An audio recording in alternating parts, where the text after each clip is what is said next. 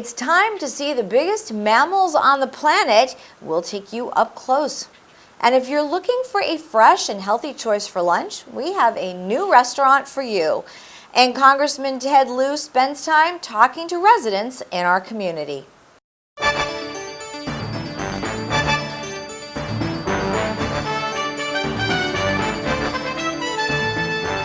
It's the height of whale watching season, and blue whales have been spotted in record numbers. Our station manager, Mark J. Dottie, went out on a charter to get up close and personal with these magnificent animals. This is great. We're here with one of our Palos Verdes residents who actually lives right off the Portuguese Bend. And you also own the boat that we're going to go out on, right? Yes, I'm the president of Harbor Breeze Cruises, and I'm happy to have you guys out this morning. We're going to take you out on our newest boat, the Triumphant. Give me some trade secrets. How do you track the dolphins or blue whales? How are you able to find them? I think some of our advantage is that I live right on Portuguese Bend. So I'm real close to the Point Vicente Interpretive Center. Palos Verdes Peninsula has such a sharp drop-off about a mile and a half right off the coast that it provides a nice habitat for the whales to feed right in that area. So once you kind of figure out the contour of the bottom and just a few of the characteristics of the whale, it's not that hard to track them after a while. We just saw something pretty cool. What did we just see out on the water? We just saw a blue whale, so we're right at the beginning of blue whale season, and so we're out off of Long Beach a few miles, and we've already had our first sighting of a pretty decent sized whale. And what is the kind of your average sighting day? What do you usually see if it's a good day? Every day is totally different. We're happy if we see any whales just because you never know. It's the wild out here. It's really up to them. But we've seen, like recently, just yesterday, they had a breaching humpback, a minke. We've had Brutus whales in the area, blue whales, fin whales. So there's a lot of wildlife out here, plus a plethora of dolphins. Fluking is common, especially when they take a deep dive. You won't necessarily see a blue whale breach. But you will see them put on a display, with the big blow, and then you'll see the dorsal fin and then arch their back and their fluke, which is really kind of amazing when you figure that these animals are 80, 85, 89 feet long. What did you think about today's trip, Milo? It was awesome. What did you see out there? Some whales, dolphins, and maybe a seal. What did you think of the whale?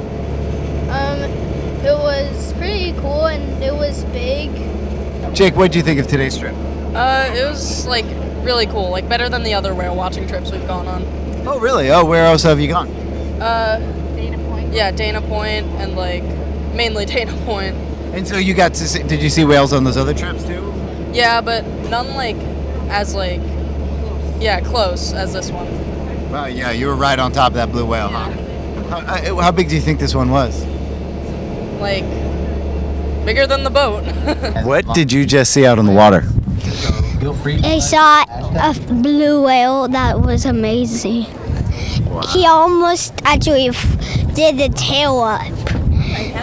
What do you think about the size of the blue whale? Probably about 30 or 40 feet long. Are you really interested in the oceans? Can you tell me about that? Yes, I am really interested. Because whales, I have a lot of experience about the ocean. I actually want to work at the Pacific Aquarium one day. So as normal citizens on the Palos Verdes Peninsula, what's something they can participate in when someone has a great view and they're seeing a whale? Well, we would love to have citizens participate in science. The buzzword now is called citizen science. But researchers like myself and my colleagues, we're not out on the water every day. And if people have a great view and are out on the water every day and can see a whale and they want to report that to us, that would be great. Because we need that type of information so that we know where these whales are at all times. And so we have email set up for people to report their sightings, pictures. We're happy to talk to people if they're interested in doing that. And the email is whales@noaa.gov. That's WHALES at NOAA.gov. The Bay Foundation works to monitor the water quality of marine life off of the peninsula. They also conduct a majority of their research off of the Palos Verdes Peninsula. Recently, RPV-TV had a chance to catch up with the foundation at the Point Vicente Interpretive Center. Here's more with Mark J. Dottie. We're here with Tom Ford, and we have this great background of this kelp behind us. And you're with a group that used to be called the Santa Monica Bay Foundation, but this is a local story. So tell me what the actual name of your company is now. The actual name of our organization is the Bay Foundation, and we're dedicated to promoting the environment as well as protecting those socioeconomic values that we see along our coast. And that expands from here in Palos Verdes all the way up through Malibu to the county line. So recently, you guys got a great recognition from the LA Business Journal. Can you tell me a little bit about that? It was a nonprofit award for collaboration given to us by the LA Business Journal. But it's not a perfect world right now, right? What's going on our coast with the kelp forest that's keeping the numbers low, I guess? Sure. So the unfortunate tale is that we've lost a great deal of the kelp off of Palos Verdes, roughly 75% in the past 100 years. Most of that loss happening in the post-World War II era. So as we came and the population boomed here in Southern California, our pollution and all of that contributed to this decline. But the real crux of the issue is the loss of predators in our ocean system. We lost the sea otters by the 1850s, our spiny lobsters, and one of our fishes called the sheephead actually prey on sea urchins, the little spiny guys that live on the rocks. And we have lost those predators, and therefore we have way too many urchins, and those urchins eat the kelp. And when the predators don't keep them in check, those urchins clear the whole ocean floor, and we lose the kelp forest, we lose the fish, and 700 species disappear from our coast. But really specifically, our work focuses on the red sea urchin fishery, which is one of the top 5 fisheries in the state of California. And when we have urchin barrens, we may have a lot of urchins, but they don't have a lot of food. So those urchins are in very poor shape and have no value to the fishery. So when we restore the kelp forest, we reduce the number of urchins, the kelp comes back, the kelp feeds those remaining urchins, and then those urchins become valuable to the fishery. So we're working with the fishermen as well as local nonprofit organizations to actually put the kelp forest back out there and understand the benefits not just to the ecosystem, but to the fishery. So what is it that brings your organization off of our peninsula here in Palos Verdes? Oh, well, Palos Verdes is a wonderful place, and I know that most of your viewers understand that. But off of the coast here, we're looking at this rocky prominence that is the peninsula. Those rocks extend underneath the ocean, and they provide the basis for the kelp forest to grow. And it is one of what we know about kelp forests, specifically giant kelp forests here in Southern California, is they're one of the most productive, diverse ecosystems that science has ever studied. And all of that production and value can come out into fisheries benefits, as well as all the folks that enjoy spearfishing and recreating around here as well. What about this behind you? Is this a proper model of what a kelp forest would look like? Is this inaccurate? And what do you see about with the amount of sea urchins that are in here? Yeah, the thing that's great about this is what a giant kelp forest would look like, returning to its full growth in the spring after an average winter, where we see these kelp plants that have 1 or 2 stipes going up, and in this case, the red urchins and the purple urchins that you see on the bottom are in those right proportion or the right density. We're looking for a square meter, 2 to 3 urchins in that square meter. What we find out here, in some places, the urchins were as high as 70 per square meter. Our average is about 40 per square meter. So we are way, way, way over the top of how many urchins we should have in the system. So we systematically go in, monitor an area, count everything that's there, look at the rocks, record all that in our data. We send in our teams. They smash those excess sea urchins with hammers. The fish eat the guts and the gonads that come out of those urchins. Oh, so they're not going to total waste. They're being reused as food, I guess, by the local fish. Exactly. So we are feeding the fish in this process. And then the very nice part about giant kelp forests is how fast they grow. The plants themselves can grow 2 feet a day when they're mature. But we will see the kelp forest come back within 6 months to a year of us doing our work. The urchins which feed on that kelp are going from of no value to the fishery to full fishery value within 2 years. And it's an 883% return to the fishery. So it's a really dramatic change.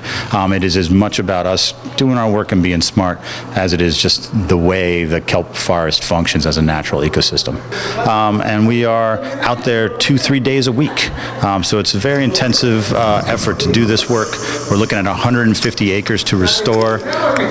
We've done 30 so far off the coast. And to get that 30 acres done, we've spent over 5,000 hours down there in the last year and a half. We are going to keep it clean from urchins, and once we get the work done, we really do reset the clock, and it should be good for decades after this. Are you looking for volunteers? Do you take scuba diver volunteers or anything like that? We do accept scuba diving volunteers, that's for sure. They need to be scientifically trained. It's a fairly high level of training that we require, but all that information can be found on our website. The Palos Verdes Peninsula Chamber of Commerce sponsored a community breakfast at the Palos Verdes Golf Club, which featured a lecture from Congressman Ted Lieu. This gave our community a unique opportunity to hear the congressman share his first impressions of the Washington political scene. Here's more from the event. We are so honored to be hosting Congressman Ted Lieu, who is our representative in Congress from the 33rd Congressional District. And it's a great opportunity for people to come and hear him talk as well.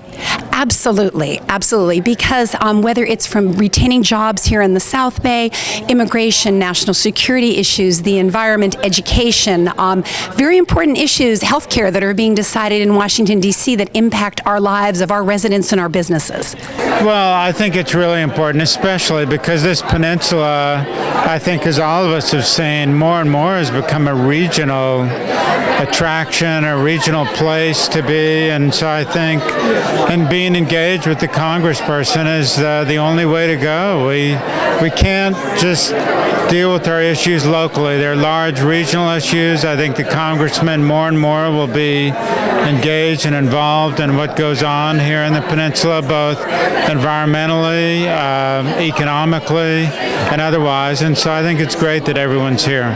Well, I think the congressman has such an important job to do, and I want to find out straight from the horse's mouth exactly what it is that he is doing. I'm honored to be here in Palos Verdes. I love the community. I'm very proud represented in Washington, D.C.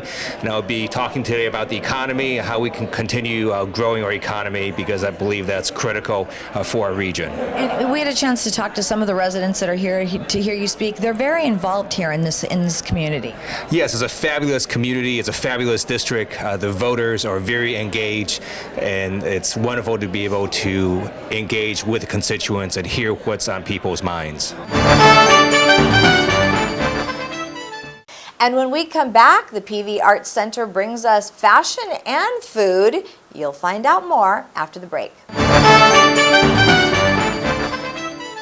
Cinderella found the pet that fits her perfectly. Tiana gave her pet the royal treatment. Belle found beauty when no one else did. And you can too. Share your heart. Share your love. Bring home your forever friend. Make a shelter pet part of your world. Happily Ever After begins at theshelterpetproject.org. There's a new and unique restaurant that you may not know about, mainly because it's located inside of the PV Arts Center. With an ever-changing menu, Stripe Cafe features seasonal ingredients to bring you fresh, healthy, and delicious menu items. Here's more. Brett, what's your position here at the restaurant? I'm the cafe manager and executive chef at Stripe Cafe. And how long has Stripe Cafe been here? We've been here since November 3rd of last year. Where did this all start from? Well, Joe Baker wanted to really make some more of a community, and he thought one of the best ways is to bring food in, because food really brings anyone and everyone together. And there's a lot of great things that we've heard from customers about your restaurant. What do you think makes you stand out from, really any of the other restaurants here on the peninsula? Not that we're any better or any worse. We just believe in bringing the freshest, best ingredients and making as much as we can on premises, just trying to keep all the good food and keep it seasonal. And that's sort of our philosophy on food here. And where do you come from? What's your background here in being an executive chef? Well, I grew up in Long Beach, California. I started cooking my junior year of high school. That sort of took me to Denver, Colorado. I studied culinary arts at Johnson Wales.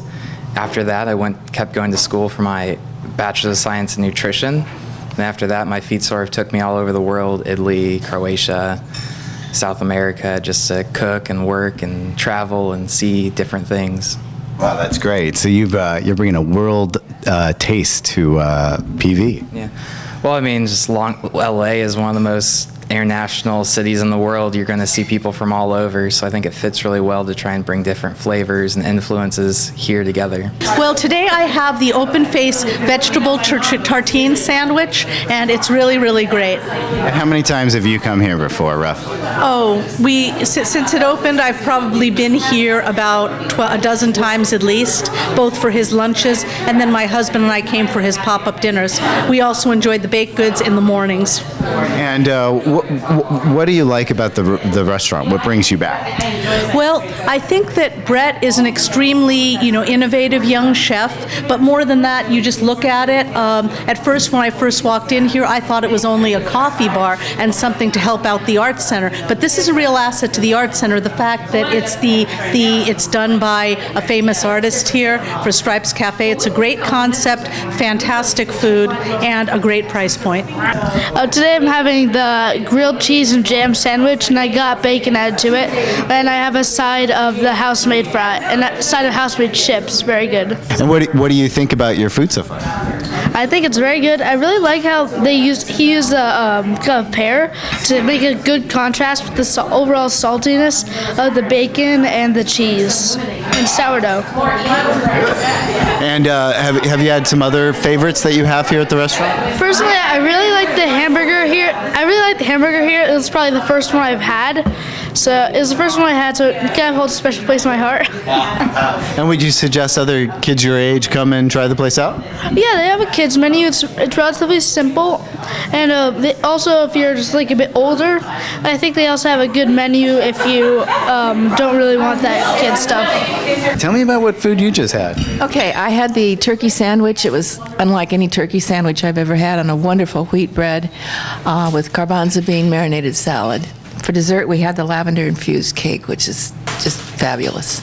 How many times have you come here so far? This is only my second time, but I'm going to be back a lot more. We needed something like this on the hill. Well, as you can see, folks, I absolutely enjoyed all of my food. I ate it all up. I had the delicious sandwich and tortilla soup with the fresh-made tortillas and the Nutella coffee.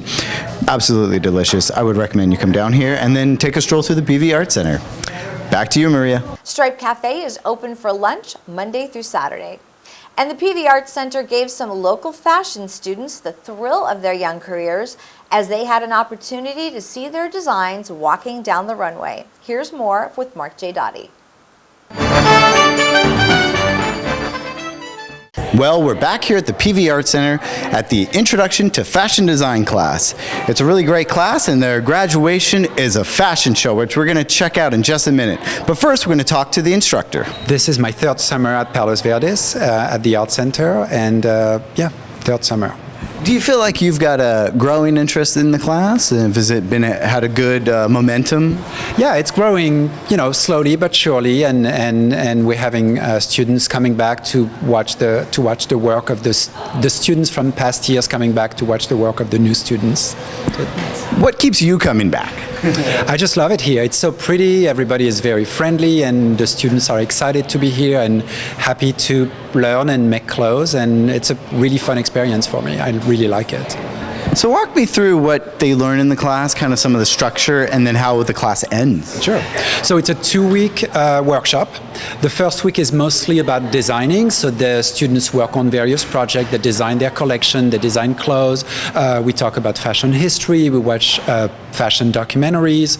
And the second week is definitely more about making clothes. So I have a construction mentor joining me the second week. And together we work with the students, and then they sew their own garments and they get ready for the fashion show. That's the conclusion of this 2-week workshop. I used to just sketch and doodle in a notebook, so then I just came here to see how you actually make the clothes. And what do you think so far? What are your impressions?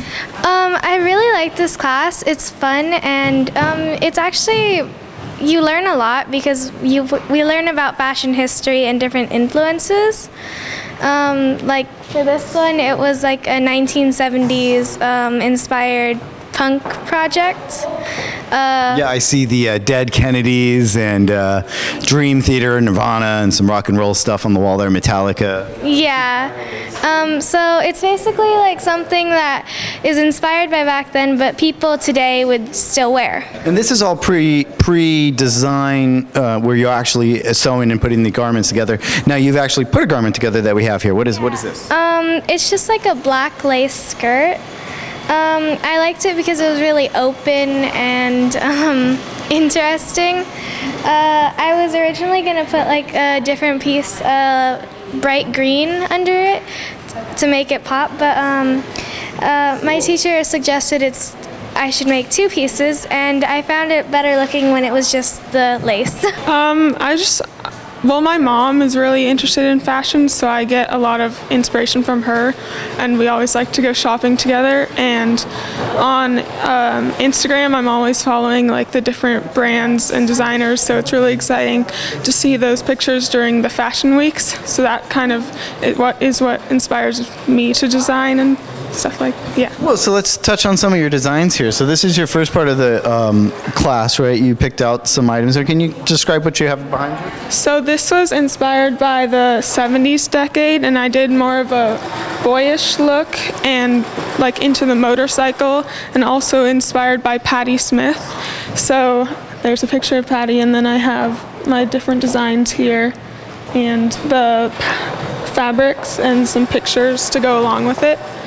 And so this has led to an actual real garment, which is behind you. Can you describe your garment for us? Right, so I did some culotte shorts, so they're like really big full shorts, kind of like a skirt, and I matched it. I'm gonna make a top with this material so that it's like a sort of a crop top on top, similar to my drawing. It's been going great. I'm loving this class.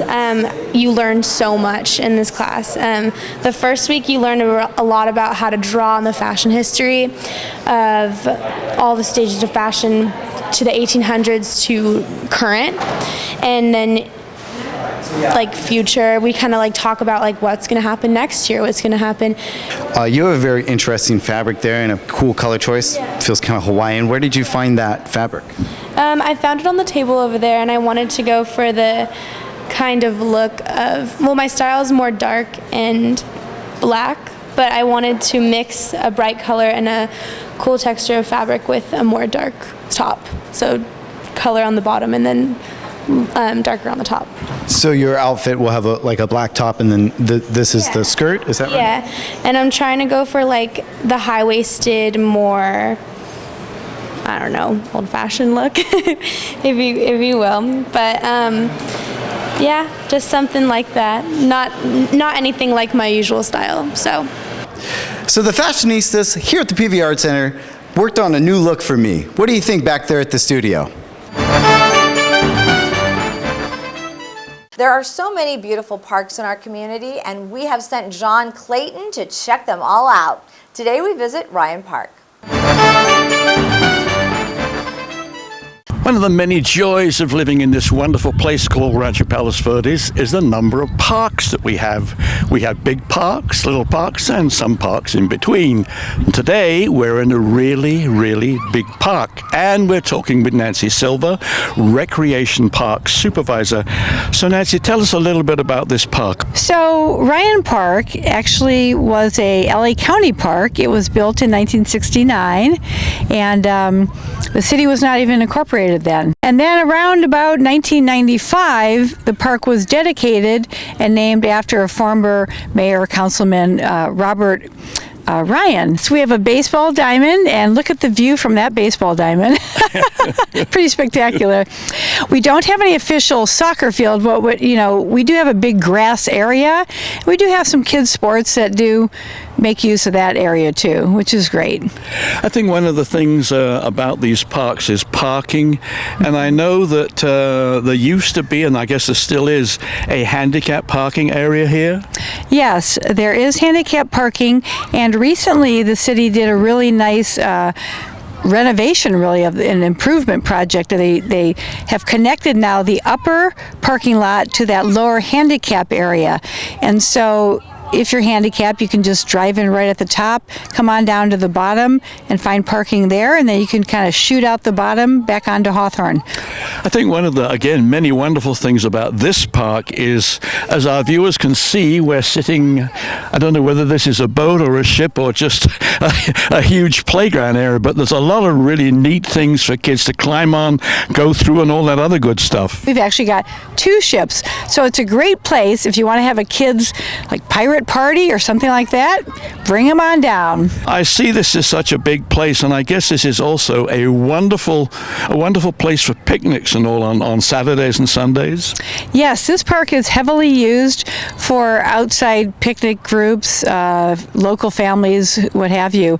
The place has been here since 1969, and you can see a lot of very nice mature trees, and the picnic area is kind of tucked in over there. So it's a wonderful place, and of course the view is spectacular. When we arrived here, we saw some kids playing. They were trying to shoot hoops, practicing for the Lakers, I guess, so kids can come down here and do that. Yes, this is the only basketball court really on this side of the hill in the city of Rancho Palos Verdes. Well, as I just said, this is a wonderful, fabulous place, and if you come down here yourself, you'll see it for yourself. Come on down and enjoy Ryan Park.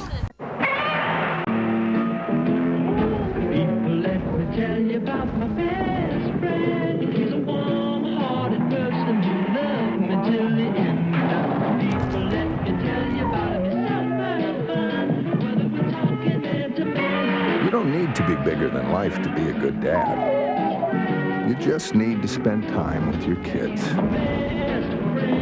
It takes a man to be a dad.